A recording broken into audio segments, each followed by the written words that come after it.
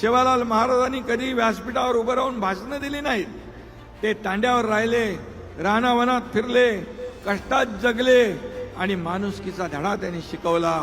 आणि म्हणूनच आज संत सेवालाल महाराज यांचं महात्म्य जे आहे ते आपल्या प्रत्येकाच्या मनामध्ये, हृदयामध्ये आहे. सत्य, प्रामाणिकपणा, परिश्रम, निसर्गाशी नातं हीच त्यांची शिकवण होती. त्यांना भविष्य कळत होतं.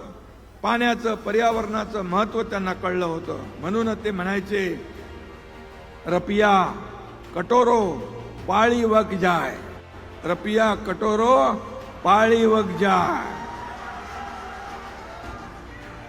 म्हणजे भविष्यामध्ये 1 रुपयाला 1 वाटी पाणी विकलं जाईल. बघा किती दूरदृष्टी होती, कसं त्यांनी हेरलं होतं. आणि आज ते शब्द खरे ठरत आहेत. आणि म्हणून महाराजांची शिकवण होती, चोरी लबाडी रो धन घरे मत लावाजो.